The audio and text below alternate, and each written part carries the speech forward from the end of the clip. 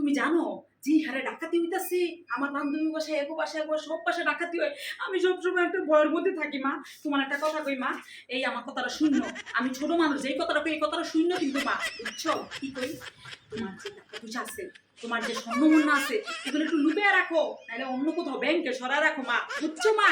নাহলে খুব খারাপ হয়ে যাবো যে এরা ডাকাত আসতেছে সব জায়গায়।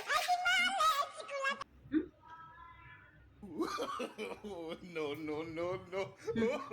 যে কস না মাইনষের কথা কইয়া লাভ আছে? মাইনষের বাসা ডাকাত চোরের কথা কইয়া লাভ আছে? আমি তো চিন্তা করতেছি আমার ঘরের ডাকাত চোরের কি যে হইব এটা তো বুঝতেছি না। প্রতিদিন ব্যাগটার মধ্যে দেয় 100 টিয়া নাই, 200 টিয়া নাই, না মাঝে মাঝে দেয় 500 টিয়া নোটও নাই, আবার মাঝে মাঝে দেয় 1000 টাকার নোটও নাই। আর আমার ঘরের অবস্থা যে কি হইব আমি তো এই টেনশনে আছি মা।